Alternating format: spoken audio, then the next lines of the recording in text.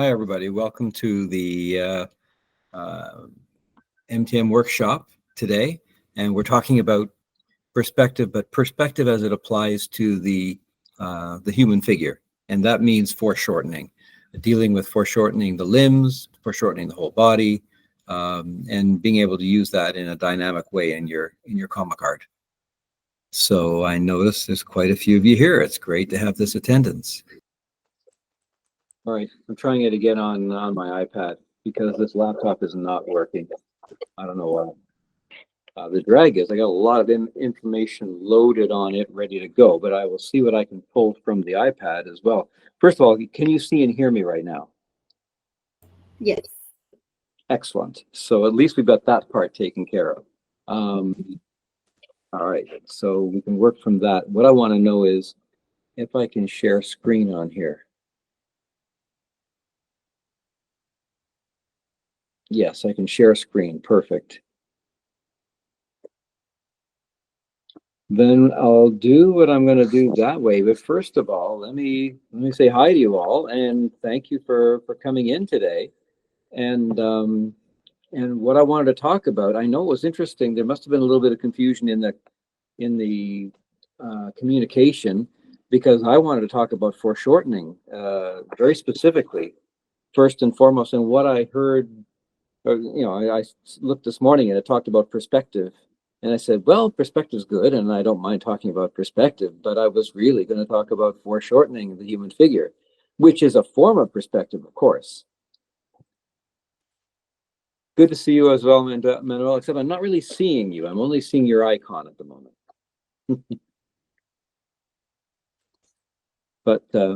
But yes, we're here at the school. So I'm at MTM College today. I just had a morning class and a meeting at lunchtime. So I didn't have a lot of time to get in here and double check everything like I normally would like to do. Yeah, the big finger there. Okay. Let me see. Ooh, I like it the other way around. So coming at this thing, so are you all cool basically with working this thing as a foreshortening exercise more than a perspective primer?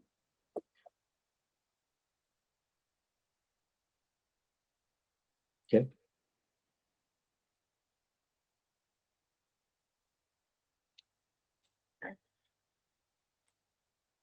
That's great, because I really thought that was a kind of a thing most of you, I'm assuming, and I know some of you that are out there, I know you, so I know how much you are advanced along the road of figure drawing.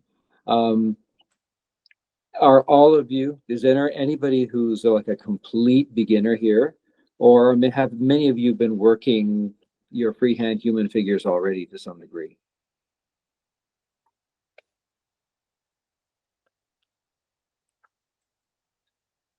Oh, feel free to pipe up. You can turn your mics on and say hi or say yes or no, whatever. I don't think you'll overload the system.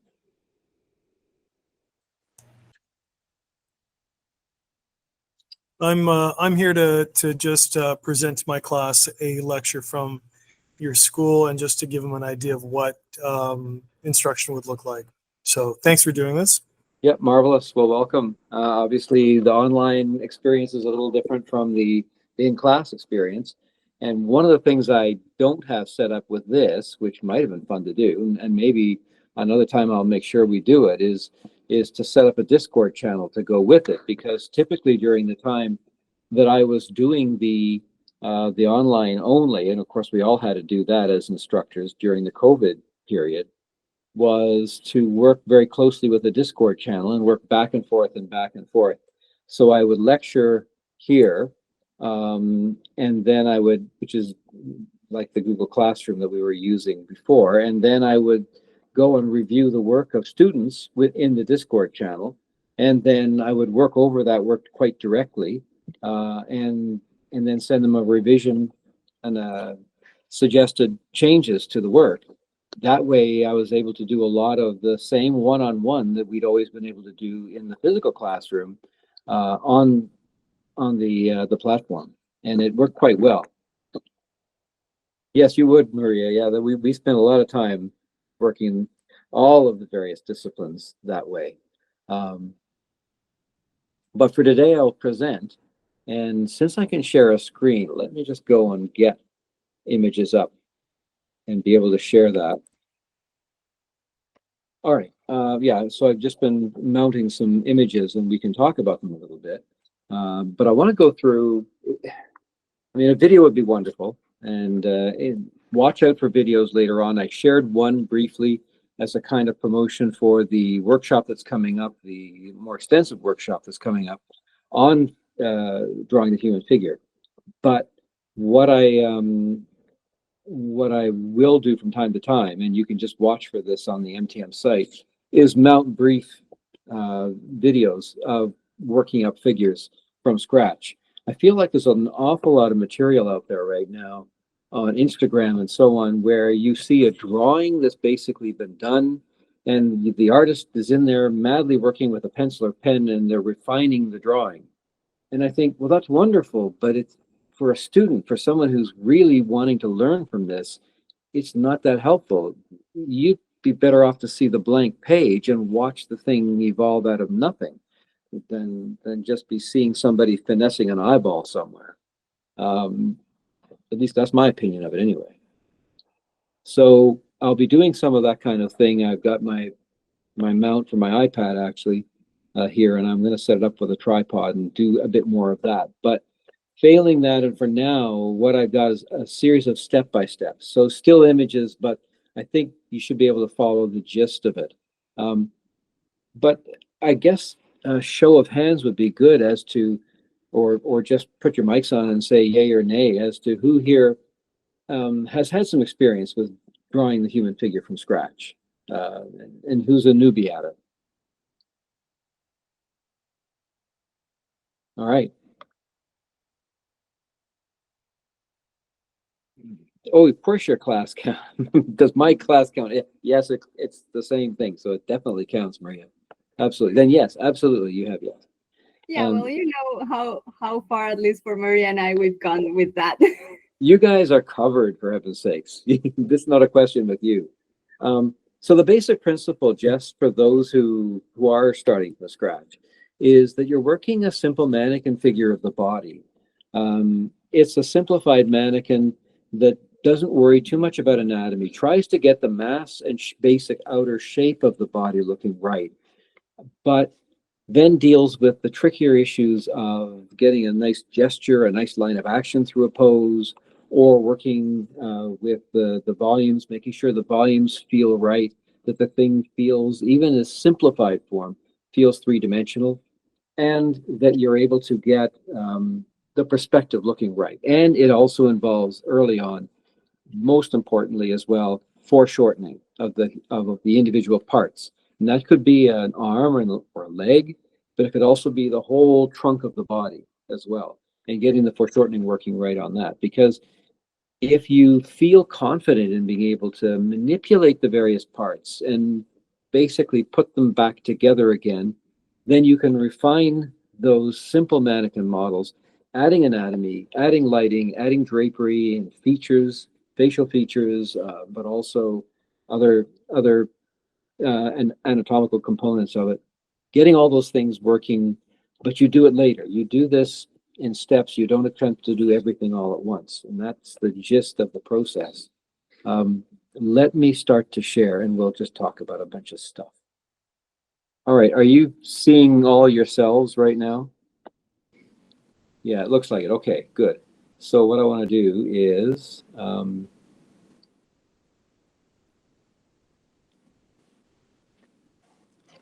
get this off of here and bring this up. Okay, so are you now seeing the image that I have here? It looks very simple. It looks like a little rectangle and then another rectangle at a different angle below it, but it's only half there.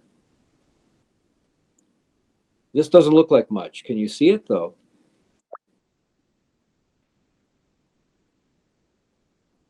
This is, believe it or not, the beginning of a figure and the beginning of a mannequin figure. What I've sketched up at the top is essentially the top of a mannequin torso, looking down on it. There. Each part of the component part is at a different perspective, though, because of the nature of the figure's pose.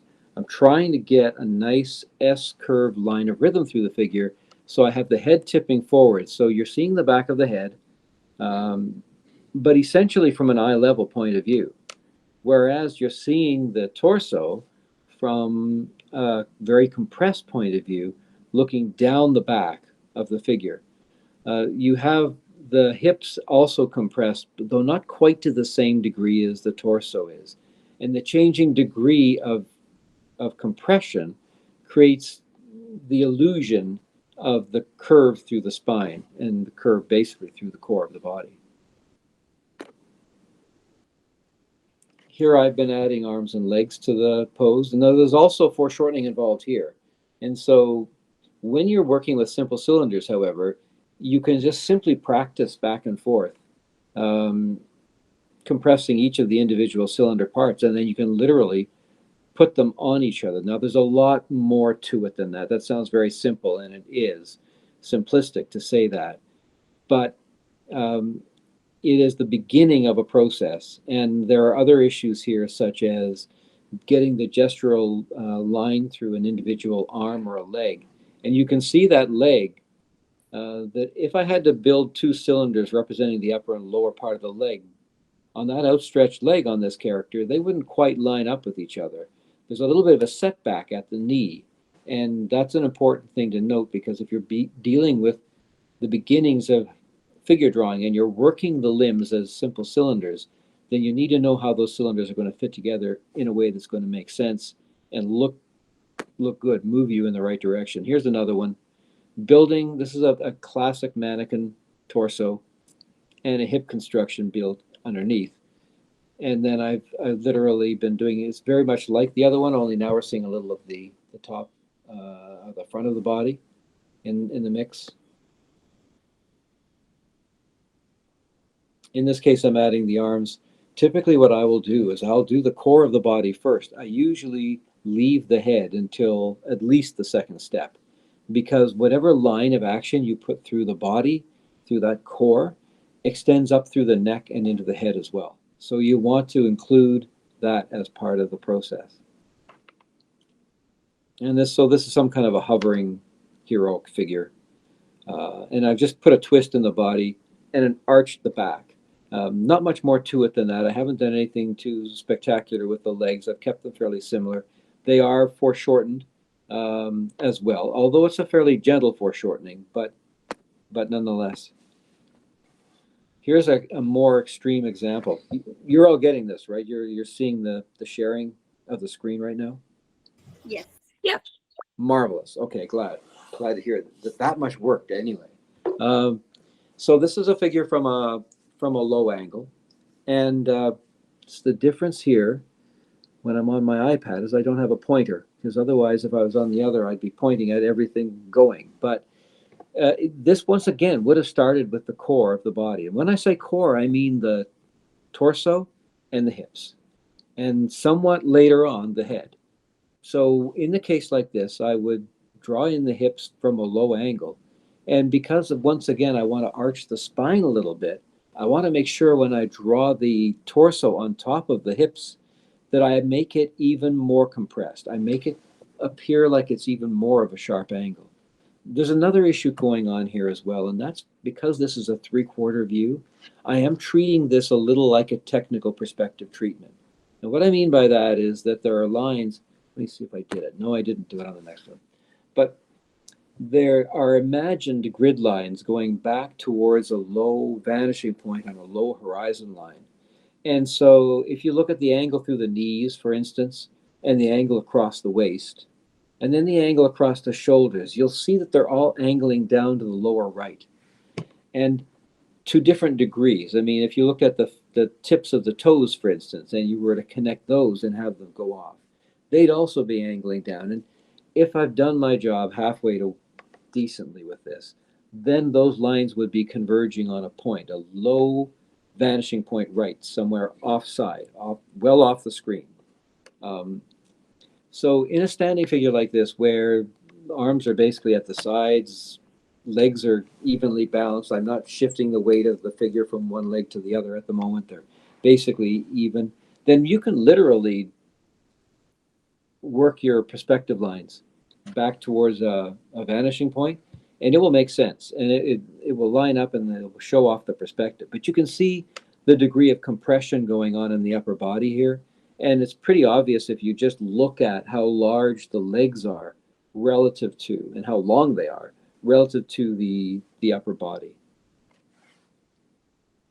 With the mannequin figures, I always recommend you treat them like they're see-through. So um, you're able to do things like figure out where the inset is for a far arm or a far leg, or in this case, a neck and a head.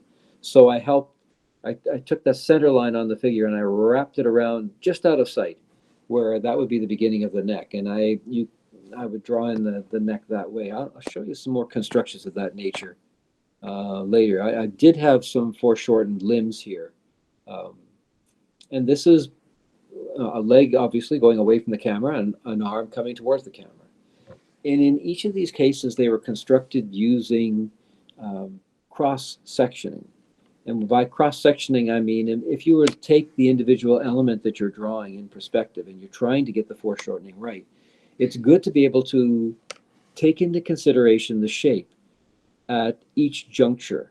In this case, the wrist, I'm working out the shape at the wrist. I'm working out the shape just below the elbow, where it has that very distinctive rectangle that usually has an interesting kind of angle on it. I've worked out the cross section of the shape in the upper arm, so going through the biceps and triceps to work that cross sectioning. And then I've stacked them on top of each other. And then I connect them with an outer contour line. But that's a thing I do at the end of the process, not at the beginning. I start by stacking the shapes first. And you can do that in either direction. The stacking of the shapes works well moving away from the camera, just as it does moving towards the camera. And here in this case, I've just started to flesh it out, smooth out the forms a bit more, take away some of the cross section, the parts that would be underneath and therefore out of sight. I've added fingers to the hand and just basically refined the forms, the kneecap, for instance, a little bit more on the one of the leg going away from the camera. You'll notice the use of a center line on the leg. I don't really worry too much about center lines on arms, although there may be an argument to say I should. But I find that the center line on a human figure, the trunk of the body, is really essential. On a head, absolutely essential to keep track of what you're doing. And I find it very handy to put a center line on a leg, drawing a leg in perspective. But I don't find the center line works so well for some reason, and maybe that's just my bias, on an arm. But for legs, it's incredibly helpful. All right, here what I've done is I've done some cross contouring. Cross contouring is another exercise to get your mind thinking in 3D, because the wonderful thing about this process is if you can exercise that mental muscle to think in 3D, to think volumes all the time when you're approaching the drawn page or a drawn screen, then you will be able to do a lot of heavy lifting that you wouldn't be able to do without a lot of extra study. It allows your intuition to kick in at a certain part in the process and will help out a lot with your drawing. But every trick in the book is what's required to get you thinking in 3D volumes at all times. And studies like this, being able to do simple cross contouring studies of a form, shows the nuances of the form. Look at the dip that happens on the lower leg on that first one over on the lower left. You see that little dip in the lines. It shows the shin bone, and then it basically indents a little bit, and then you see the muscle on the outside. And that change up of the shape, even though there's no contour line on the interior running north and south, you might say, that's not there. You don't need it because the contour describes it. I mean, you could find the same description possible if you were doing a full tonal treatment of the leg, but the cross contour gets you to the same place. And as an exercise, I highly recommend it. All right, this one's just here to show a little bit more of the basic construction. So this is a mannequin from basically straight on. It's rough and loose. I don't know if any of you have uh, seen the book that I have done on it, constructed figure drawing book, freehand figure drawing for illustrators. That book, the drawings are always clean. They're made for clarity's sake to be super clean. But I would never expect a student to be doing that. The loose, sketchy approach is the natural way to go, and it's a good way to sort of work the pencil and be thinking in 3D volumes as you go. So this is definitely the real me, the real messy rough to get you started. But you get a sense of the basic shapes of the upper body and the hips construction here, the deltoid, which I get students to work with very quickly to connect the arms to the torso. Uh, in my early classes, when I was teaching this in the first few years, I would hold off on adding the deltoids until much later in the course. And I found that it was perplexing a lot of students because it seemed as if the arms were just free floating to the side of the torso. So by learning to add the deltoid muscle, which is the one up at the shoulder, it allows for a more logical or understandable connection between the arm and the upper body. And so the sooner I could get students working on that, the better. It just seemed to make more sense. Another figure, I put a little bit of a grid down on this one. Again, it's foreshortened, but in a sense, the hips are a little more foreshortened than the upper torso because the character is leaning back. The upper torso on the character is actually angling a little bit more towards the camera. Um, that's the thing to consider when you're doing a pose, any given pose, and you're applying foreshortening, applying this kind of perspective to it, is that not all of it will be foreshortened in the same way. It depends on which parts are facing the camera and which parts are receding away from the camera. And in this case, because of the angled back, it is also has a little foreshortening, but not to the same degree as the hips. So the closest to the camera, the more foreshortened it is. Yeah, it's if I can get the here, hang on, I'm going to get off of sharing screen for a minute because I can just show you. If you see me, I can do the hand gesture that will show you what I'm getting at. So let me just go back to you guys and stop sharing. Stop sharing. We'll go back to that later. But okay, so now camera on, please. There I am. All right.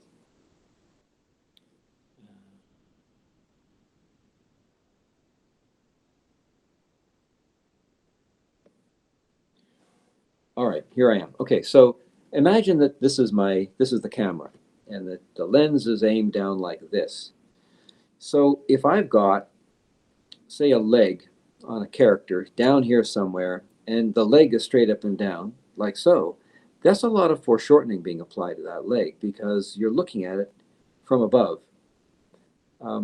Without moving the leg in terms of its relative position to the camera, but simply angling the leg differently, all of a sudden now I've got a character whose legs are sort of spread out in a dramatic pose, and that particular leg on the character is angled like this relative to the camera. The fact that that angle and this angle are basically matching each other means next to no foreshortening. So it's not a matter of how far away it is from the camera or how close it is to the camera. That will actually create a more exaggerated perspective. You can play around with, even more distortion and having, more compression at the top and more stretched and bigger feet or bigger hands, depending on what you're doing. But it really, the equation comes down to this.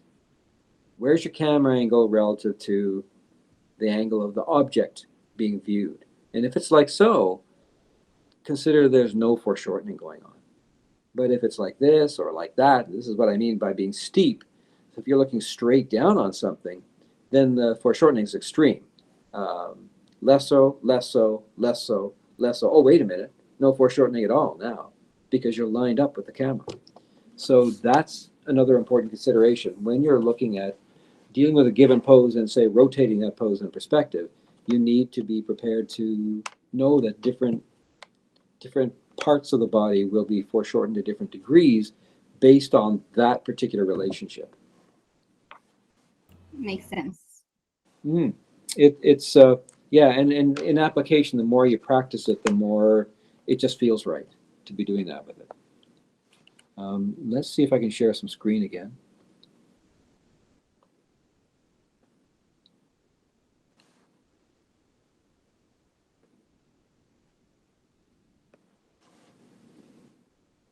Wow, 3, 2, 1. Very good.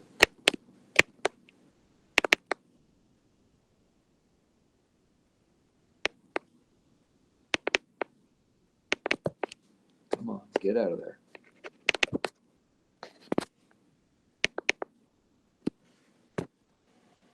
Okay, back to these again. The other thing I wanted to mention about this, oh, first of all, have you got that back up? Has that image come back up on the screen? Yes. Oh, wonderful. Okay, so there's a grid along the bottom, and this is just reinforcing what I was talking about before, about the fact that when you're applying perspective to a human figure, you're doing a high or a low angle where you'd have a lot of foreshortening going on. If you see the feet, the soles of the feet, then it doesn't hurt to lay them down on a perspective grid. In a drawing like this, if you lay the grid down first, it gives you a better sense of the angle of the floor that the character is standing on. And therefore, it makes an easier job of being able to place those soles of the feet on that floor. And very often, I'll throw the grid down first. I'll get the feet in as early as possible, the legs in as early as possible. If I were to say I had a typical procedure, I would always talk about the core of the body first, and then after that it could be either arms or legs. But in a situation where I feel it's really important to get the feet placed on the floor, I would establish a quick grid to show the ground plane. Then I would place the feet as quickly as possible. Maybe not the first thing I did, but very soon after I started the process, because I really want to know how that was working out. And it's going to inform a lot of what I'm doing with the rest of the pose. This is another foreshortening exercise. It's yet another step-by-step. Putting the two portions together. In both cases, there's a lot of foreshortening going on for both the hip construction and the torso construction. This, by the way, is what I mean by another cleaned up mannequin figure. So in this case, this one has just been a rough pencil drawing the way you saw those other roughs, but I've literally just put another sheet on top and done a cleanup version. That was done for clarity's sake. And what's interesting is that when I was first preparing the material for the book, I brought in a stack of drawings I've been working on for the book that were all rough, and a few of them cleaned up. And I asked the students that I was teaching at the time which they would prefer to see in a book, and they actually came up practically unanimously that they wanted to see the cleaned up ones, which surprised me a bit. I thought it might have been a 50-50 split or some such, but everybody seemed to come on the side of clarity. So, all right, fair enough. In this case, I'm doing a pose that has a progressive twist action going. So you've got an orientation or alignment of the hips going one way, a strong twisting action going up through the torso, and then the head turning even further. So it's progressive in 3 steps, and it creates a nice flow through the figure even before you start throwing the limbs on it. The mannequins, by the way, and I do talk about this a fair amount in the book, should be transparent, or at least semi-transparent, because you do need to find the far arm and the far leg, but also part of this is to convince yourself that you're thinking in 3D. And so if you draw through the forms that you're doing, even a little bit, it gets you thinking about them not as lines on paper, but as 3-dimensional forms that have mass and volume. And you'll follow through in your own drawing. All right, so here we are drawing a figure. So the character's left leg is foreshortened back, so it's not as if you're seeing it straight on. The other leg, obviously coming forward, quite the foreshortened, tapered cylinder. And I do highly recommend some practice if you're starting with just drawing tapered cylinders in perspective and rotating them every which way you can conceive of doing. It's amazing how helpful that is in getting you thinking in 3D volumes, but also you're going to be doing tapered cylinders so often for arms and legs that the more comfortable you get with rotating them around, the better, and the more versatile you'll be. Also, building a kneecap, a very simplified kneecap form on this as well, finishing off that other leg. And then extending arms. And these deltoids that I'm talking about, I like to refer to them as being like soft, puffy heart shapes. They should feel three-dimensional. You don't want them to be feeling too flat. Don't make them too tiny either. But they are the connectors to the torso. So it's important that when they're visible, obviously certain angles they wouldn't be visible, but when they are visible, they should be there. They should be drawn in as early as possible in the process.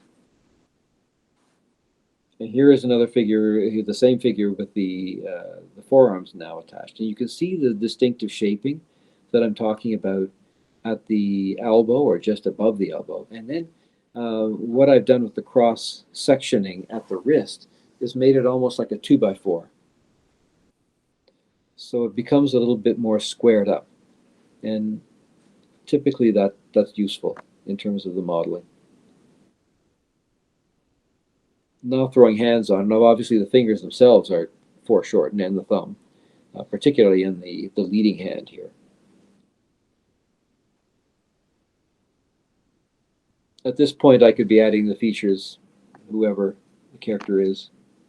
I'll just build off another one here.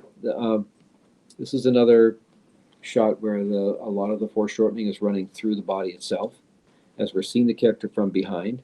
You notice that with the hip construction, it's dead simple. I haven't attempted to put any kind of carving or shaping to it. It's just basically a rectangle. And I find from the back, that rectangular form is, although it seems so simple, is about as useful as anything else. And then just build the cylinders onto it. So we have some foreshortening on this leg over on the left. A little, because it's obviously not exactly perfectly flush to the camera, but then obviously very extreme foreshortening on the cylinder of the leg on the right, suggesting completely different alignments to those individual parts.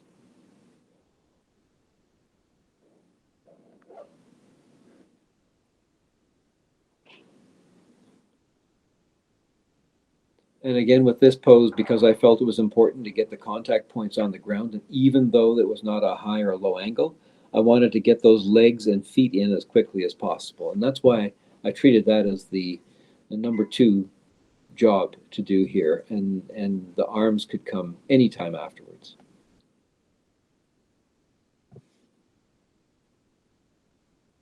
And here you see the upper cylinder of the arm has a little foreshortening on it. Again, it's angled out a little gently towards the viewer, but not in any extreme way.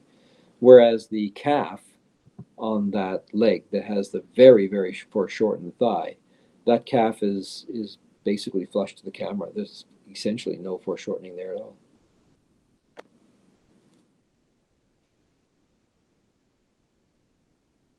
Building up the other arm now. And then adding the hand to it. All right. I'll just run through these. These may not be in the order I'm looking for. No, they're not. Talking about the human head, and it's worth mentioning that. Wait, before you continue, because I do have a question. Yes, of course. That I have always found that sometimes I am able to do it and sometimes I'm not. Mm-hmm.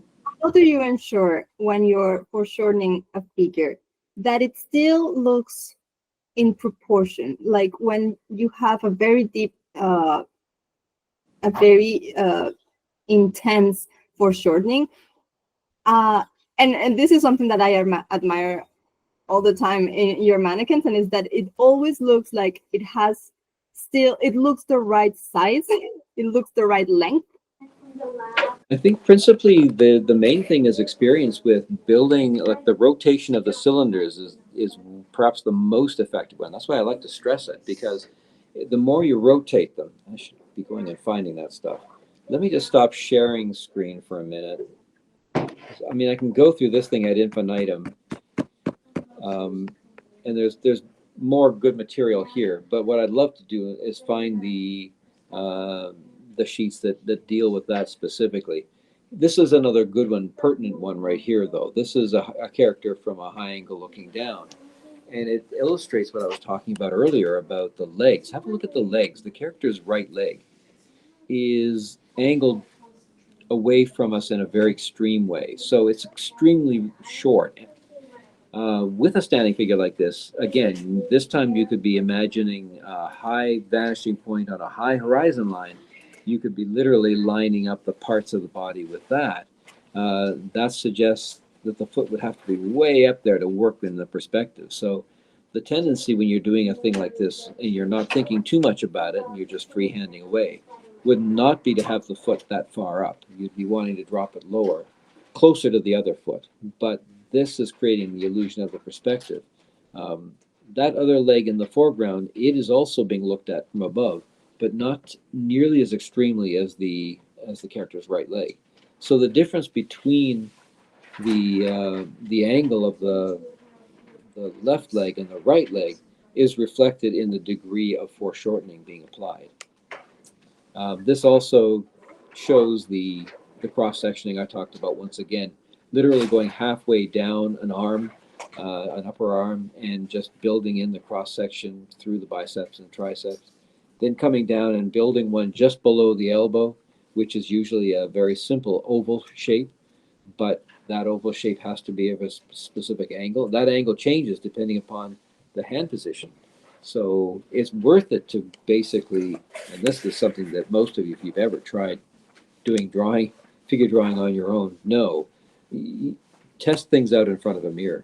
You'll know right away when you twist a wrist one way or the other. You can watch that oval, the flare out of the mass of the arm just below the elbow. You can watch it shift back and forth from one angle to another, depending upon what you're doing with your hand and wrist at that time. So then you'll know what angle to give it if you're putting it in a drawing of the same type.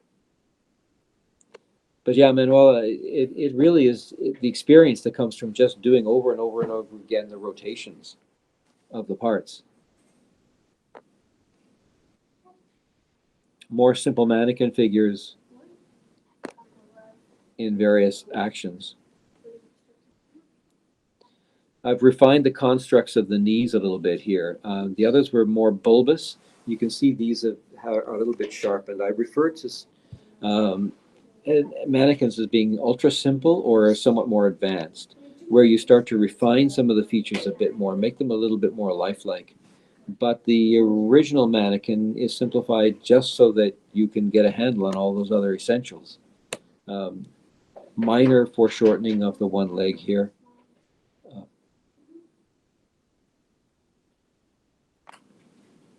All right, that's McGinnis. I'm just looking to see what else is in this file.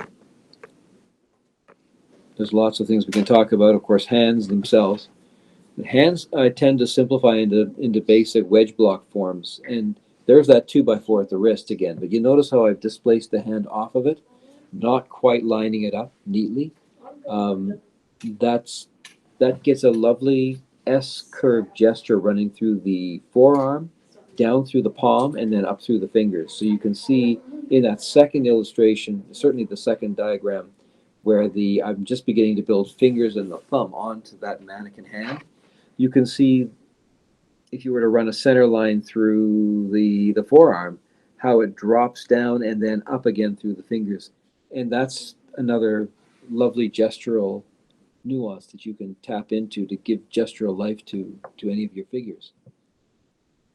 Of course, it doesn't always work that way. The mannequin hands tend to have to shift around based on the purpose and based on the camera angle.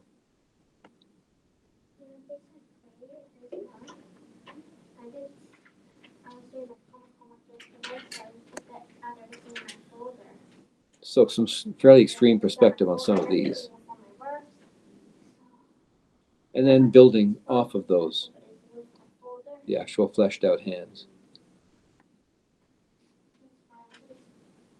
Just hands, hands, hands here. Pardon me. Let me just go off of this for a minute. I want to find something in particular. And rather than go through all of these in that way,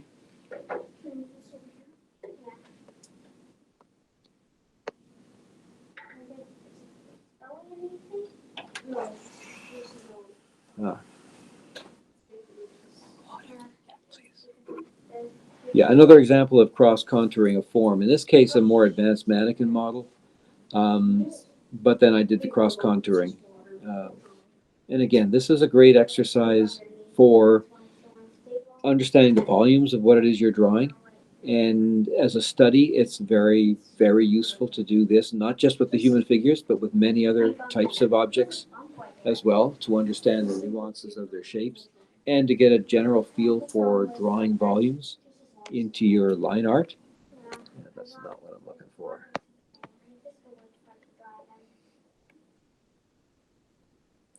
Yes, I want to talk a little bit about the use of the grid with the whole figures. And in this case, Manuela, you brought up the notion of getting in close with the camera. So this is a low angle, and we're looking under the floor, and I built in a more formalized grid for the character. And this is allowing me to think about the camera angle I'm dealing with by having something tangible, something physical in my image to start with, not just a milky white mass of nothing. And again, it helped with the placement of the soles of the feet, but it also helped to guide me to what I was doing with the character and making sure that the lines, say, running through the hips, running through the knees, running across the chest, were all feeling like they made sense in perspective. A few grid lines going back to vanishing points can be hugely helpful. In this case, I've taken them away and I did the extreme version of the figure, but the idea here was to push the camera angle as if we were right up close. So I'm exaggerating that leg coming down at you, making the foot a lot bigger. Typically what I'll do when I'm drawing a thing like this is I will try to figure out, and often if I have a light grid on the page, sorry, I don't have one on this one, but often if I do put a light grid down, it will help to guide me. I will make the foreground element, in this case it would be a foot. I would draw the foot in very quickly. So you'd have a drawing where there'd be an upper body, there'd be the hip construction, I'd see where the hip, the leg would extend from the hip. I would then draw the foot where I want it to end up, and then I would find my way to it, as opposed to drawing progressively and going for the upper leg and then the knee and then the lower leg and just working step by step. I go and find where I need to be or where I want to be first in terms of that foot. And then I just get that planted where I want it and then find my way back in a way that makes sense. All right, this is using a grid and working at characters from a high angle. And once again, the grid is just hugely helpful in visualizing the degree of foreshortening as well. So after doing rotations of the mannequin, I'm basically feeling comfortable laying a mannequin down from a higher angle, knowing about how much compression to give the figure and what it would look like, where the neck hole would be, to use a scientific term, and where the arm inputs would be as well. So in this case, I've opted to do the head earlier than I normally do. Usually, I wanted to get the character turning around, not have the head too perfectly lined up with the upper body, so I decided to drop that in first. And then work the legs back down. And the grid at this point is just indispensable in placing those feet and knowing where they would end up being. Obviously, an extreme case of foreshortening going on, in that you're not even seeing the leg on the far side on the character that is over in the lower left. So we just see the foot popping out, but we don't see the leg it connects to. In the same way on the other one is like the one we talked about earlier, more extreme on the outside, the one closest to the viewer, or more extreme on the right leg, the more gentle foreshortening over on the left. I know from a proportional standpoint that a standing figure, arms at rest, fingertips extended, that would come to about midway down the thigh. So that's helping me to gauge the size and length of my arms when I add these arms in. And in this case, I have to take perspective into consideration. So if we look, say, at the upper right figure, the fingertips look lower than the midpoint of the thigh because of the illusion of the perspective, whereas the ones on the other don't. So it's just an issue of being able to keep those basic proportional truths in mind, but then apply them with the perspective that you're dealing with. Just, yes, the underside of the arm. So what I've done here is I've mapped in a deltoid as if you would see it, but this is one of the few points at which you don't see the deltoid at all. So I'll just go over there to give you a guide as to where it would be. Thanks. This was a simplified version of the muscles knitting in under the arm so that you could get a sense of how to rough a thing like that in very quickly in your own drawings.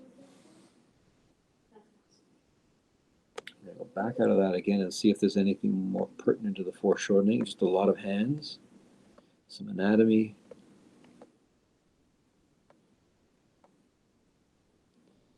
This notion of doing volumetrics, and this is, so I'm going to just turn to something that isn't a drawing of mine, but looking at a few things that have been posted out there. Using the simple forms, building shapes that make sense for the creature that you're building. So if it's not a non-human, you have to do the same thing, work the same procedure, come up with a simplified version, and then apply that to the constructions that you're drawing, no matter what the angle, no matter what the pose. You rebuild. It's like you're deconstructing the creature, in this case, like one of the big cats, and then you're reconstructing it. Another volumetric study.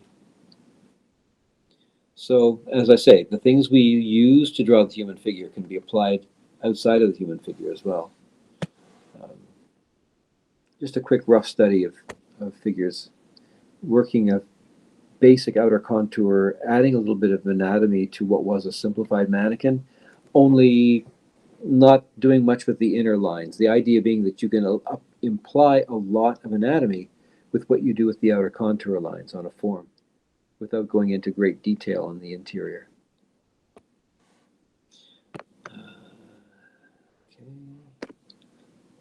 I'm going to go find another file here. Bear with me for a moment, because some of this stuff is elsewhere. Nope, that's not what I was looking for. It's fun stuff, but it's not what I was looking for.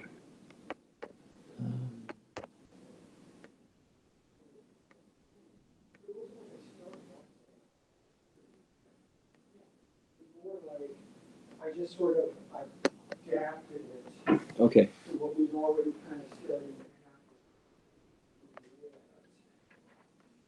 All right, going back to here, we were talking about the foreshortening. So we saw this one before, and I'll just start introing with this one again.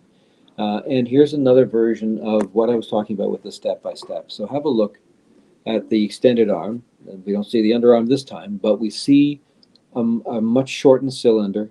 We see that shape that I built just above the elbow on the forearm, and then the 2x4 of the wrist, plus the deltoid, basically that soft, puffy heart, but compressed because of the perspective being applied to it.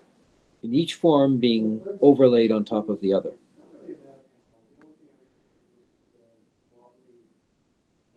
And then at this point in time, building that structural hand that we were showing earlier. And so throwing it down. And of course, each of these individual tapered cylinders, not tapered a lot, but tapered a little bit, in perspective and working a gestural curve. The fingers typically, I mean, in many cases, not all cases, will work along an arc. And in this case, this is a classic example of that. All right, so here and now I've just completed the hand. Still added these cross contour lines just so we can look at them.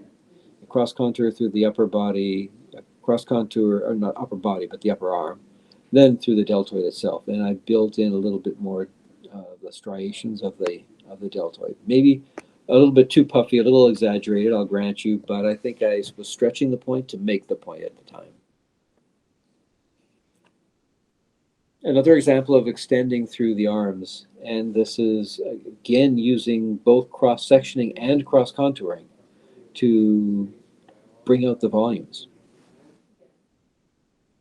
Adding a little bit of anatomy, you can see a bit of that going on, particularly with the elbow and around the elbow area of the character's right arm, and even here cross-contouring and cross-sectioning the fingers to some degree.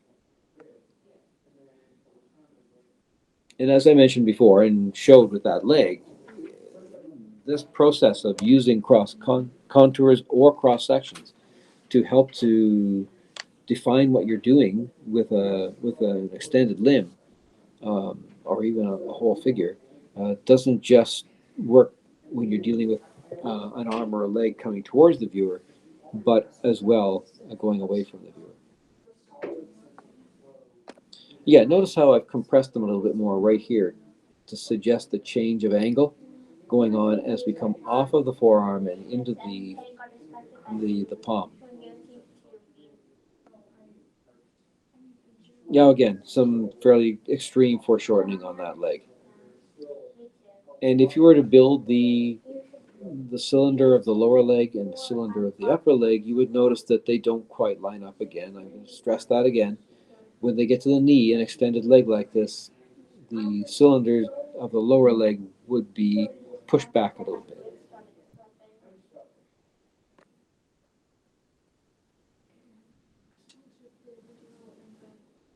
Yeah, again, more simplified studies, just basically trying to get cross contours to show off the volumes.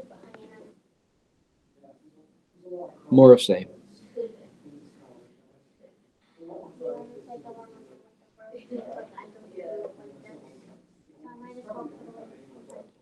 And here with the whole figure. And obviously with a big C curve running through the character like this, different parts of the body will be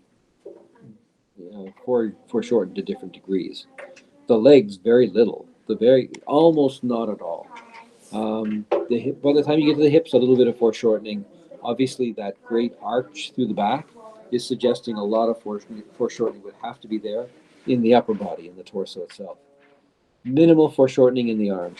They're almost flush to the camera. And there it is, refined. Okay, that's that part. I don't know if there's anything else that was pertinent here. Just worth mentioning these because, again, this was the simplified mannequin construction of the upper body. You can see through the figure. Again, the puffy hearts of the deltoids, that a simplified version of the shoulders, therefore. And you can see the circles where the inserts go for the arms themselves on the side of the torso. So all of that is there to help to make the job easier, to be able to identify where a forearm would come out and how much of it would be seen at any given angle. And then with this one, just swing it around to the back, and I wanted to show the difference in the shaping of the deltoids between those two angles, where the one over is obviously the right arm has more extreme foreshortening being applied to it as it comes towards the camera, and so therefore the whole thing is compressed, and very much so the deltoid itself. Oops, photo reference. Photo references are hugely handy to have. Let's see if there's any more good examples right here in this file since I'm here. A lot of the same. Just more examples of mannequin constructions, this time another clean one. But when I talk about the inherent S shape in an extended arm or leg, there's another good example of it. The arm, obviously, that's up in the air, the trailing off arm. A little bit of a bend at the elbow, pulls into the wrist, and then changes direction again through the palm. This is a very natural thing to do. This is not something that some artist is concocting. It's something that we feel very comfortable with. in regular stances. Okay, varying degrees of foreshortening in those legs. And you can see once again a little bit more advanced mannequin construction of the knee here.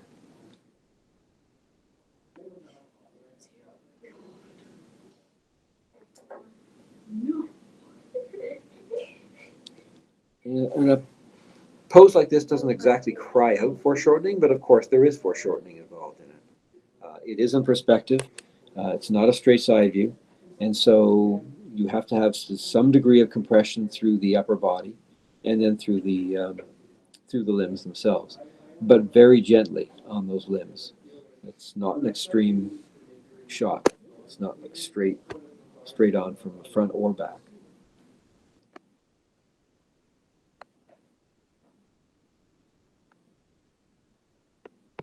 All right.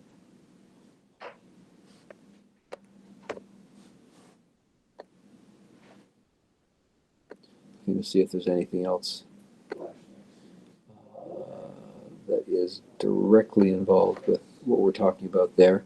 We can certainly go off on tangents. Go back to constructive figure drawing again. And again, look at a few more mannequins. For those of you who are familiar with them, this is old territory. For those who are not so familiar with the process, then it's good to have a look at these, because these are going to help make your life a lot easier if you're working a mannequin of this type. This is a very simplified mannequin. This is not what I would refer to as an advanced mannequin at all, but has an almost robotic quality to it. But it does help to resolve a lot of issues. And again, those basic simple rotations of the cylinders in the arms and legs. The more we practice them, the more it becomes second nature to be able to do them.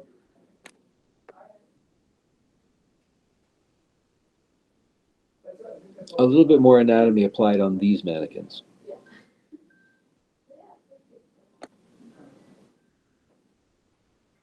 And an everyday kind of pose. And again, going back to something a little more natural in terms of a rough sketch. Same here. The lines that are running through here, it's worth noting this because this is a general posing consideration. There is an offset, and even though it's subtle in some cases, this was a little more extreme, of the angle through the hips versus the angle of the shoulders. And that will help to create a lot of gestural life in a standing pose. And you'll notice again how the angle changes up of the head itself, because of course the head is turned relative to the chest. If you're having a problem with stiffness in your figures in general, double check and make sure that you're not lining up the head with the upper body too often, because that can be a form of stiffness in and of itself. And sometimes just a simple twisting of a head one way or the other, turning it down, up, cocking it a little bit to one side, is all it takes to add gestural life to a drawing. And that's just building up some musculature. That's one of the exercises. Okay, very, very rough mannequins. And then that one, you saw that before. And then this one, of course, this is a good example of working a figure. Even though the camera angle may not be per se an extreme high or low angle, the fact that the character is in motion the way it is forces us to consider foreshortening and lots of it. Again, here, the foreshortening through the upper body, the torso, is extreme, but the hips, not so much. And the change between them infers the arched back. I mean, where you position them also helps with that. But the fact that one is not that foreshortened, the other one is much more, helps to reinforce that notion that the character has a strongly arched back. All right, I'm going to stop presenting for a minute. Let's get out of this.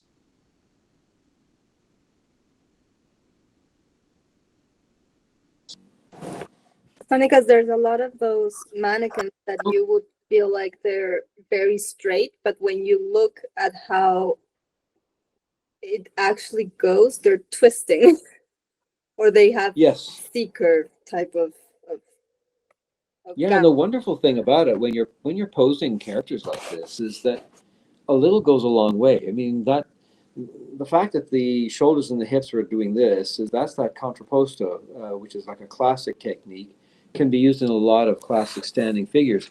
But a little of that, even just a pinch of it, can actually take the stiffness right out of a pose. It doesn't have to be a crazy kind of thing like that. It can be really subtle and work very, very well.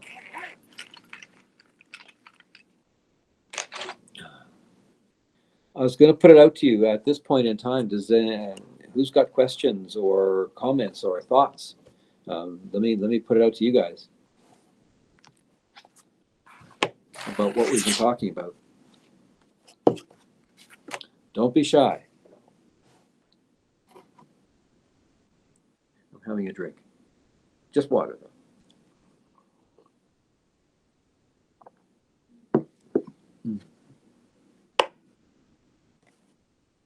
Mm-hmm.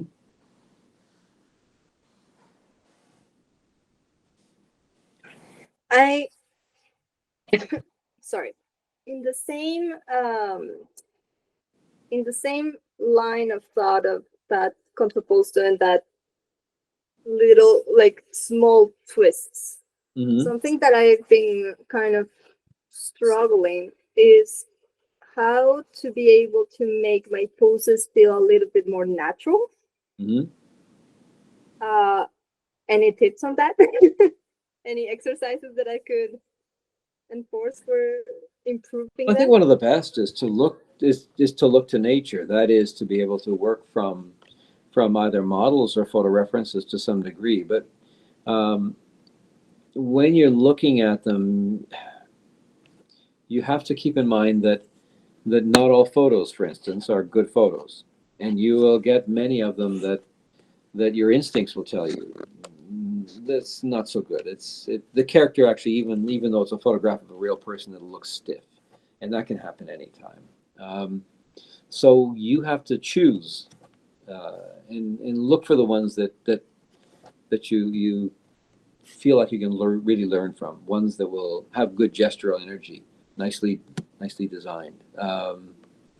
And that's something that I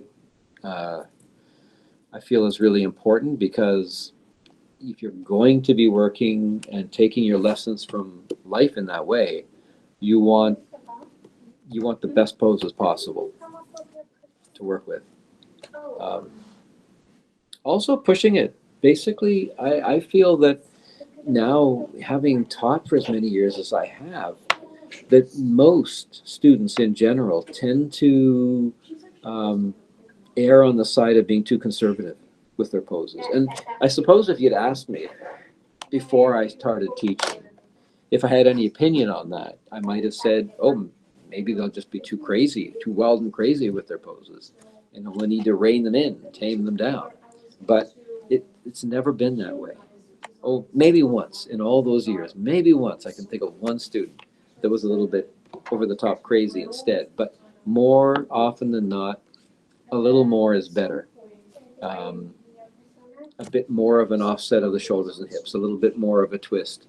And with a twist, what I found, remember that one I showed earlier where the torso, the hips were a certain alignment, then there was some twisting going on in the torso, and then there was even more follow through in the head. That progressive change from the torso or from the hips to the torso and then the torso to the head, that's huge. That will work so well for you if you keep that in mind. So when you're establishing, say, the core of a body and it's twisting a certain way, look to a head position that makes sense, that actually augments what you're doing with it. And don't just stop. And I've seen this X number of times where a student will be doing a twist, and there'll be a nice progressive twist from the hips to the torso, and then the head will be just perfectly lined up. It won't be adding to it. It won't be progressing beyond that. And it's missed potential. The other thing I can suggest is look for the small things. And when I say small things, I mean little change-ups of the hands coming off the wrists, or just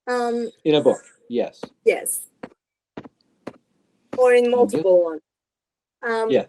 I was wondering what type of because I am going like back into my my student mind Mm-hmm.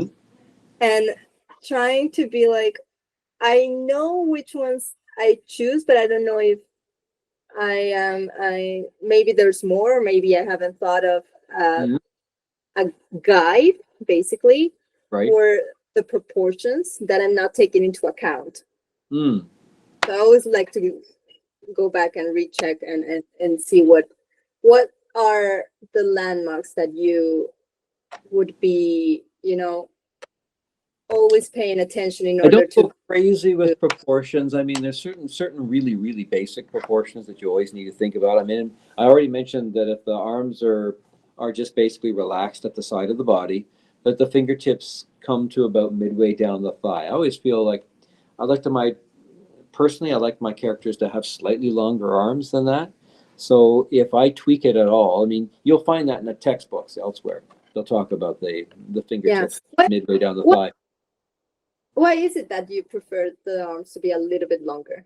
Because arms are so gestural that by making them even slightly longer, it just seems to add to the gestural component of a pose. And Mm. we're not talking about being so disproportionate that you would really Yeah. know it. It's just a slight tweak we're talking about. I see. Oh yeah, not to go crazy with it. I mean, if I want a knuckle dragging character, I'll draw a knuckle dragging character. But otherwise, Yeah. I'm happy to just have it slightly longer. Um, and then of course there's the fact that the standard, in terms of standard proportions, that the crotch is the midway point. So from the top of the head to there is half, and then the other half is all legs. Then I how about we get out of those proportions, trying to like go more into character design where you're trying to. Well, nothing wrong with doing that. I mean, the main thing there is to be consistent. That Yeah. is, and what I would suggest is that be very conscious of what you're doing. In fact, it doesn't even hurt to write it down. If you've drawn a character and you maybe it's just come off the end of your pencil and been purely spontaneous, but if you really like it and say, I'd like to be able to draw this character over and over again, different kinds of poses, different situations, keep them consistent. I wasn't really looking for such and such, but I just stumbled upon this and it's really cool. Um, then at that point, what I suggest you do is to let me get off of this thing again and get back in here properly. Um, there I am. Uh, is to be able to sit down and literally write what it is, make an analysis of it, to say, oh yeah, I noticed that his thighs are really big, but they're short. He's basically short down to the knee. He's not particularly short from the knee down to the soles of the foot, but those upper legs are a little bit short. But that actually added a kind of charming quality to the character. Okay, I'll just note that down. Broad across the shoulders. Oh my gosh, look at how broad he is. Proportionally, probably an extra head wide from what it would normally be. So then you keep note of that, and then you make sure that when you're drawing your mannequin figure, that the mannequin that you're drawing actually reflects those proportions. I mean, I had early on a student asked a very simple question, and that was, if I'm doing a character that has unique proportions, do I do the standard mannequin with the standard proportions first, and then do I modify it afterwards, or do I build a mannequin to fit the proportions of the character that I ultimately want to draw?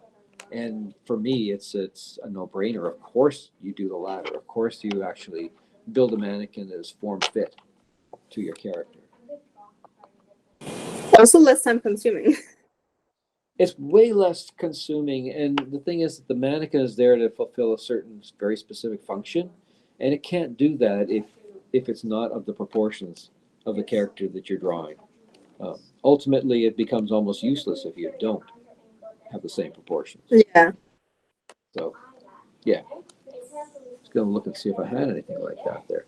All right, I was trying to, where am I here? I was trying to go back in on the laptop if it was possible, so I'm gonna see if I can do that. There you are. We can see you. Cool, it worked. That did the trick. All right, great. So now let me go and get my picture files and pull them up, and I can share a screen and we can make use of the pointer at long last.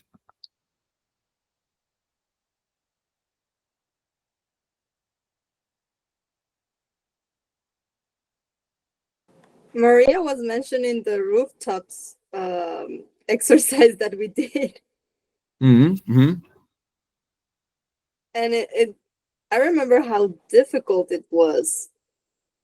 Yeah, I was saying you should also make that into a second book because I've completely forgotten all about that. That was hard. Oh, all the mirroring that we did, the point to point. Yeah, the mirroring, like to do the Taj Mahal stuff. Yeah, Taj Mahal is no piece of cake. I'll grant you that. And in fact, when I was setting the Taj Mahal, how to draw the Taj Mahal up for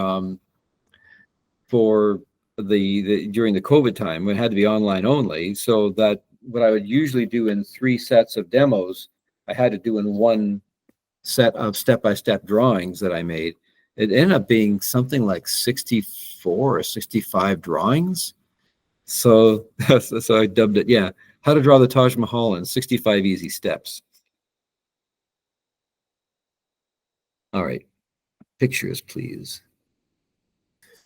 Did it just go back to a mannequin head? Yes. Yeah, there's head. Okay, that's the one then. All right. Ooh, hey, guys, relax. What are you doing that for? All right, so let me just blow it up. I think it probably helps what you're seeing. Okay, so here is a cleaned up version of mannequin torsos rotated into different positions. And this is the kind of exercise, the kind of practice that I recommend to everybody to be able to master the foreshortening, the various parts in perspective. And I think when I was first teaching, I had the notion that students would immediately be able to do whole, fully formed figures from all the crazy camera angles, no problem. And then I found, I think that was naive on my part, and I found that most needed some help with learning to do the individual parts in perspective. And so I sort of said, okay, everybody, cool it, stop trying to do whole figures, just learn to rotate the parts first. And once you get good at it, you can literally put them back together in the combinations that you need to be able to master any given pose from any different camera angle. Because I think this is the kind of practice that gets you where you need to go. So there's many more angles you could come up with, but there's a bunch of them just to make the notion clear. And you can see that the neck hole, how that changes shape, really compresses that certain of the angles, and how it disappears. I've made it a dotted line here because of obviously it's in underneath somewhere. So in the whole notion of treating this like it is made of glass, we've drawn it in that way. So the very faint ghost versions of what you see underneath are still there. And then hips. And so a basic hip construction, again, rotating it around, but with in mind the notion that if it's basically from the back, mostly from the back, you probably don't even need to put these wedge-shaped cuts on the form. You can work with a simple rectangle form, and it seems to work as well or even better to do that. Actually, when then, I was, that. And when I was at Max, and I was doing okay in your class, rotating, but at some point I went back to just cylinders and boxes, just to have the feeling of just to make my brain think in 3D to start with. oh yeah. Oh, listen, Manuela, I'll do that today. If I'm having a particular problem with a pose, the really tricky one, I'll go right back to the basic mannequin myself. I don't think that's anything that you ever really leave behind.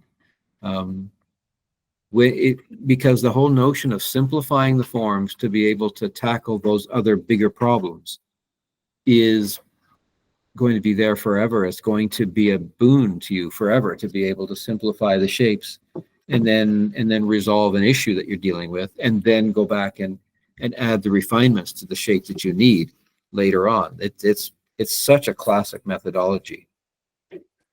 Yeah, I basically at some point dedicated just a sketchbook to do cylinders and boxes whenever I'm feeling rusty. Yep, yep. And it just gets you thinking in 3D volumes. It just facilitates what you're doing. Okay, so here's the mannequin torso. And again, I've got a couple of rotations on the page, but most of them are pretty much at eye level. The main thing I was trying to point out with this page is the angle for the neck hole.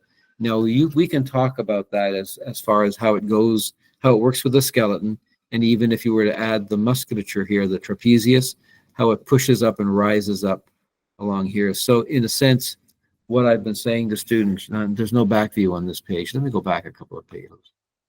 Panels, let me see. No, that's the other thing. There are actually no, aside from that one right there, there are no real back views on this rotation. So that's a good place to go and do some more additional rotations, fill in the stuff that's not there.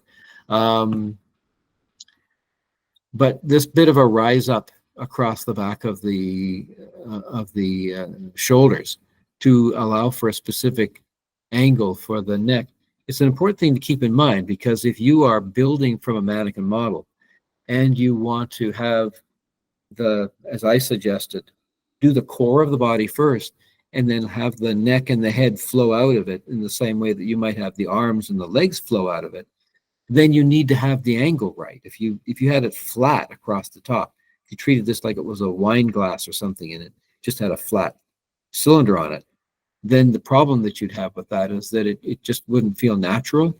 The mounting of the head wouldn't work. Now, why is it doing that to me? So this is just basically putting the parts together. And the idea being, if you practice the parts in perspective, work the foreshortening of the core of the body, and feel like you're getting to the point where you're pretty confident that you can manage the individual parts of the mannequin model, then you can put those parts together and start mixing and matching various angles and seeing what you come up with. And sometimes, and particularly if I'm not working on a specific thing, it's fun to just work poses where you put down a thing like this, for instance, and you don't even know where the pose is going. You just basically say, okay, let me try this combination of torso and hips. Oh, I got an idea what I could do with that. Now what if I put the head on here, arms and legs doing this and that? So here I am just playing around and adding some mannequin heads to various of these. And you get some ideas as to where some of these might ultimately go.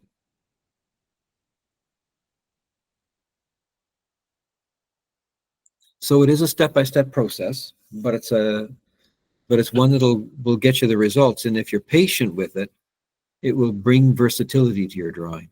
That's the key. There's that page on the deltoids again. And okay, there's the underarm.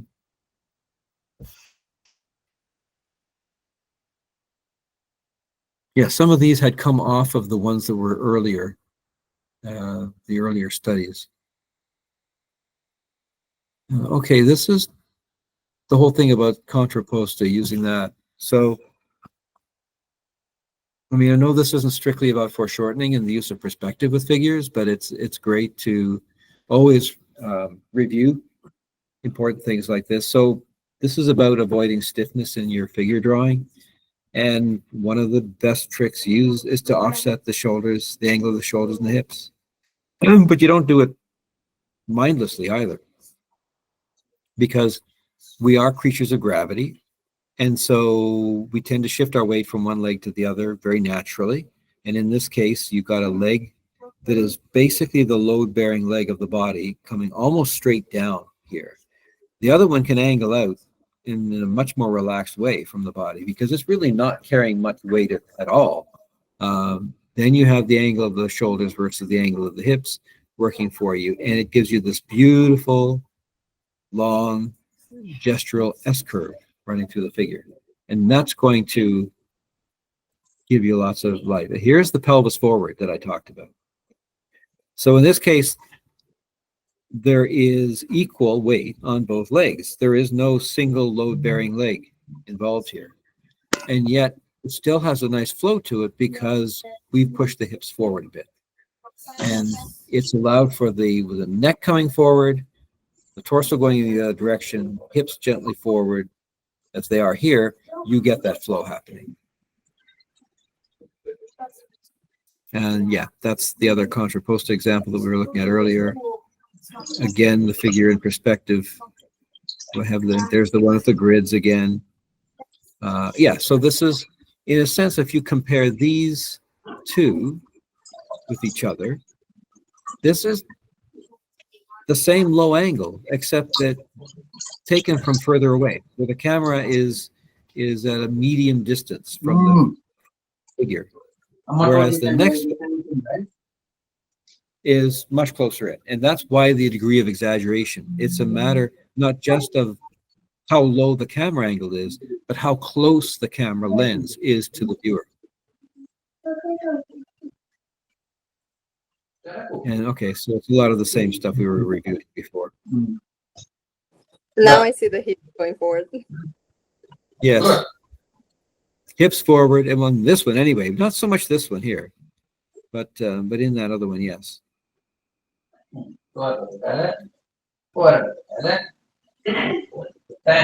Satsa guy, portfolio guy.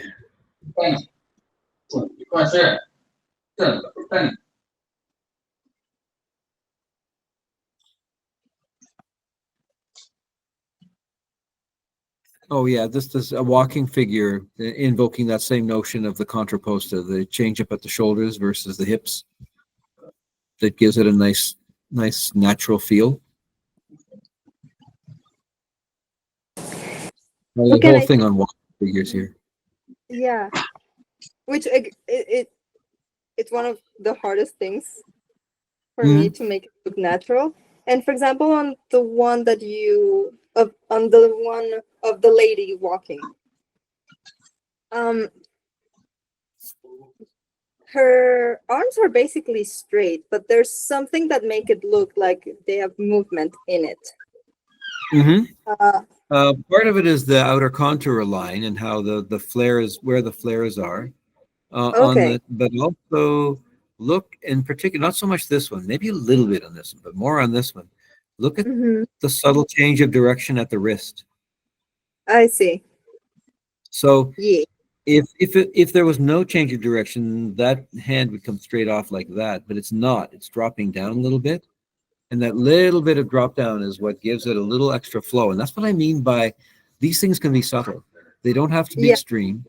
A subtle nuance of gesture, a little change of direction at a wrist can make a world of difference in a drawing. So look to the little things as well as the big broad things. Okay, here's another one. This is I think another walking figure, probably a female walking figure, where I've started with just a loose sketch for the core of the body. But look what I've already done before I've even started. I've put in a twist, and you can see it through the center line. You can also see that the hole for the arm is basically here. The other one I should have drawn it in is back in there. Okay, here just basically pushing a leg in underneath. In this case, because the character is walking, I've allowed the center of gravity to be directly below the figure. So I'm not letting that leg splay out anywhere. It's really sitting solidly below the body. The other one too, I'm keeping it very tame here, but I'm just dropping it so you can see the difference in the knee constructions. Tell you right away that this thigh is angled towards the viewer. That one is away from the viewer subtly. This is not a lot of information there, but if it's the right information, people will read it the right way. And then adding the arms and just having that other one, the first one crossing over the body ever so slightly, and then the other dropping down. And there's that change at the wrist again, Manuela, you were asking about. So you can see it come down and then it just drops. Not so much on this arm. And then adding the head to it. just a lot of standing poses. Let me go see if I can find anything more pertinent to extreme perspectives and foreshortening. I'm sure I can, but let me get off of this for a second. And I'll stop sharing for a minute and I'll just go dig. Knock that off for now as well. That should have stopped the sharing. Maybe it didn't. Okay, good. Because I'm back on, so therefore I'm not sharing anymore. Again, any questions at this point in time? We're getting toward right at the end of the session, but everybody's been real quiet. This is a really good time for a bit of Q&A.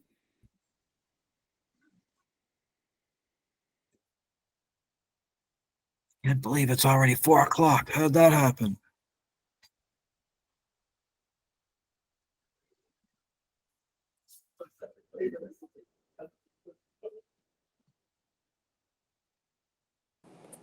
Well, since nobody Okay. else. Nobody wants to speak. That's great. Ready with I'm hoping that as quiet as they were, they've been taking it all in and enjoying what they've been seeing, and hopefully it's been to some degree useful to them. And we'll do more of these sessions as time goes on. They're fun. Okay, And my hope is that I'll have technical problems ironed out the next time, and I won't be spending so much time trying to figure out how to make these things work. It was great to have you over here, and again, keep drawing and just keep practicing. All of this, there's no magic potion for it. There is a methodology that works really well, but you do need to apply it over and over and over again to get good at it, and that's all it is. As Ed Shawcross used to say, you got to do the reps. Yeah. No, this is great because it allowed me to remember a lot of stuff that at some point I practiced a lot, but since I'm not in class anymore, it's sometimes hard to remember all of it while you're drawing, and sometimes you lose some essential tips that you kind of got at that point, and now you don't have it as sharp. And I think when you're teaching, like from my end as an instructor, when you teach this kind of thing, you're more inclined to use it in your own drawing more frequently. I think I knew a lot of this stuff moving forward from my student years, but you would tend to be more hit and miss. You'd forget about a simple little thing like changing the alignment of a head or pushing the pelvis forward a bit more to accentuate a pose. I mean, somewhere in the back recesses of your mind, you knew it, but you didn't necessarily apply it consistently. When you're a teacher and you're harping on it with students over and over again, you get it so drilled into your own mind that I could never not do it now, which is good. I'm happy that it worked out that way. Well, Outfigured put a question on the chat. What are some ways we could experiment in sidelights in the figure?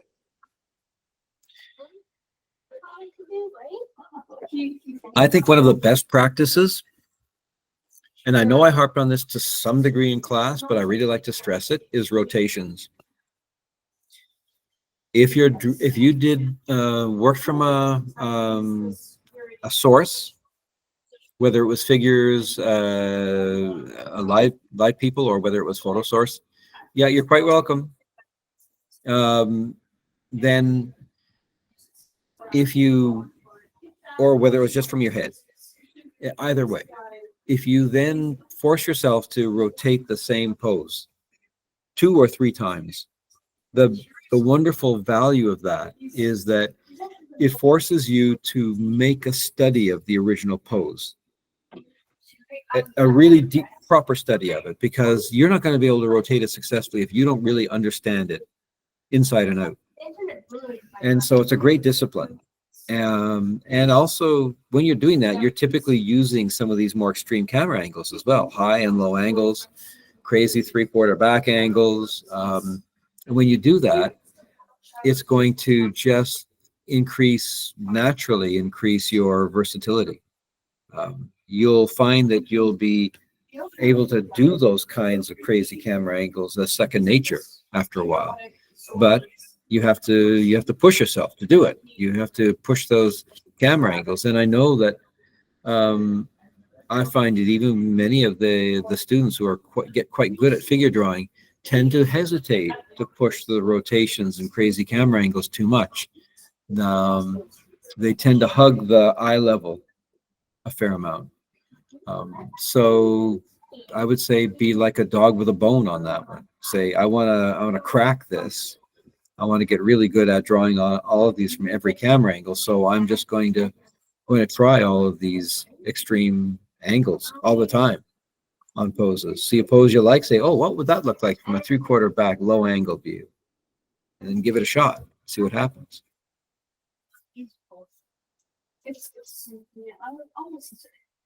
Let me see if there's anything else to share, as we have to knock it off. But just looking I have a again at question. this. Yeah. What has been like an interesting or like the most complicated question that you have answered lately to a student about Ooh, figure that's a good question. drawing? That is a good question. The toughest question that I've had to answer. Well, the toughest question that I ever had to answer was about drawing different ethnic groups, because you don't want to make a cartoon out of it necessarily. That's great. That's coming up, Sudhir. That's going to be coming up on the 16th, I believe, of the month. I have to double check on that. They should be a Saturday. It's a Saturday afternoon, so that's when I'm running them, and they'll be every week thereafter. Again, if you check the schedule, I'm checking my own schedule here, but it might be quicker if I was on another computer. But check. But it's about that. It's literally starting in another week and a half, and then we'll jump in. And with that one, I'll be doing a lot of work with the basic mannequin model, getting students to do a lot of that, and we'll make that interactive. I'm going to really push for a Discord channel to go with it, so that we can go back and forth with that. Also, for those of you who are interested in that one and are actually in Toronto, the option is to come into the school is there. This is a hybrid class, so literally those that can come in and take the course with me. Others will be working on the computer with me, and that's fine. We'll make it work for all of them. The hybrid thing is a little bit crazy, but we've made it work before. I wish I was there. So you were saying, Yeah, well, you got to about come back and visit. You haven't even been in the new digs, have you? it's a little bit expensive right now, but I have it on my mind all the time. As soon as I can. Absolutely. Got to come. All right. Oh, Wait, good. you Come were- on in, Maria. It'll be good to see you. Yeah, you were saying about ethnic groups. Yeah, that was a tough one. And basically the best thing I can say is that there are certain general things you can look for, but I feel like it's the best and safest way to do it, I think, is to go out there and find a model. Take lots of pictures or get lots of pictures to work with, and then work that structure, because nothing beats working from life on that one to get the nuances right.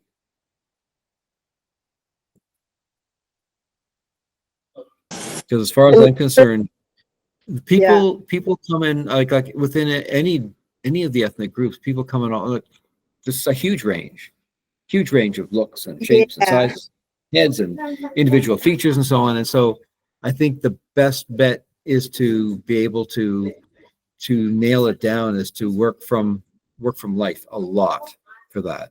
And if you can find somebody to model, or you can find a good photograph model wise that works, then that's what I would do. I mean, that's personally what I would do, as opposed to trying to invent one and then keep it consistent.